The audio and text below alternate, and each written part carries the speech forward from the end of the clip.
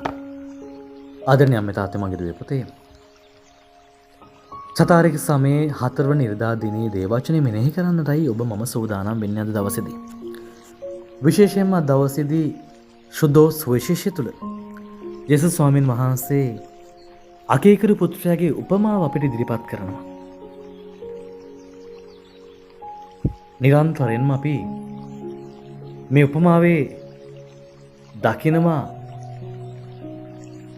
බාල පුතා තාත්තට අකීකරු වෙලා තමන්ගේ කැමැත්තට තාත්තගේ දේපල විනාශ කරලා නැවතත් තාත්තා ගාවට පෙරලා එන සිද්ධියක්.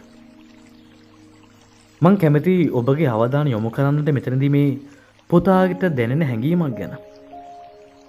ඔහු දුක් විඳලා අවසානයේදී අවබෝධ කරගන්නවා. තමන් මේ විඳින දුකටත් වඩා බොහොම සැපක් තමන්ගේ තාත්තා ගාව ඉන්න සේවකයෝ භුක්ති විඳිනවා කියලා. ඒ නිසාම ඔහු කියනවා ඔහු හරි සිහි කල්පනාවට පැමිණ. මෙන්න මේක තමයි සුද්ධෝ ලෝකතුමා බොහොම පැහැදිලිවම ඔබට මට ඉදිරිපත් කරන කාරණාව. එතකොට අපිට දැනෙනවා මෙච්චර වෙලා මේ මිනිස්සයා සිහි කල්පනාවෙන් නෙමෙයිද හිටියේ කියලා. ඇත්ත.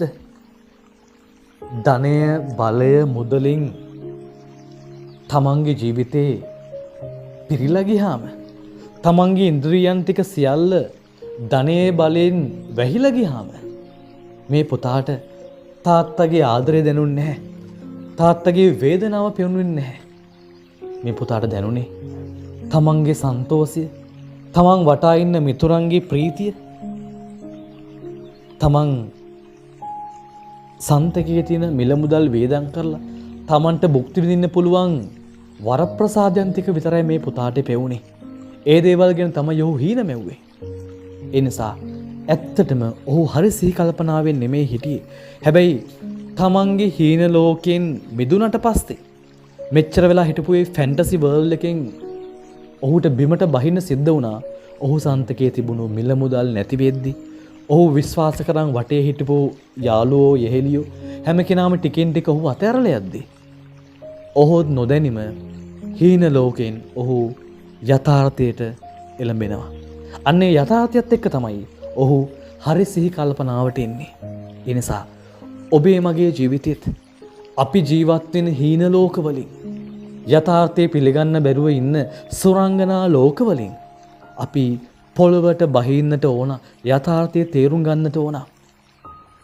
සිංහල කියමනක් තියෙනවා ඇඟිල්ලේ තරමට ඉදිමෙන්නට ඕන කියලා. ඒක බොහොම ඇත්ත කතාවක්. තම තමන්ගේ ආර්ථික තත්ත්වය, තම තමන්ගේ හැකියාවන්, තම තමන්ගේ සීමාවන් ගැන අවබෝධයක් ඇතිව තමයි අපි ජීවත් වෙන්නට ඕන. අපිට දරන්න බැරි දේවල් අපේ ආර්ථිකයත් එක්ක අපිට කරන්න බෑ. අපේ හැකියාවට ඔබ්බෙන් ගිය දේවල් අපිට කරන්න අපහසුයි. අපිට දරා ගන්න බැරි දේවල් අපි කරන්න යන ගියොත් බොහෝ වෙලාවට එතන ඇති වෙන්නේ අපේ ජීවිතේට අවදානමක්. ඒ නිසා හැම මොහොතකම හරි සිහි කල්පනාවෙන් යුතුව පාපය අතහරින්න, අනවශ්‍ය ප්‍රශ්න වලට අසු නොවී ජීවත් වෙන්න අපි උත්සාහ කරමු. ඔබට ජේසු පිහිටයි.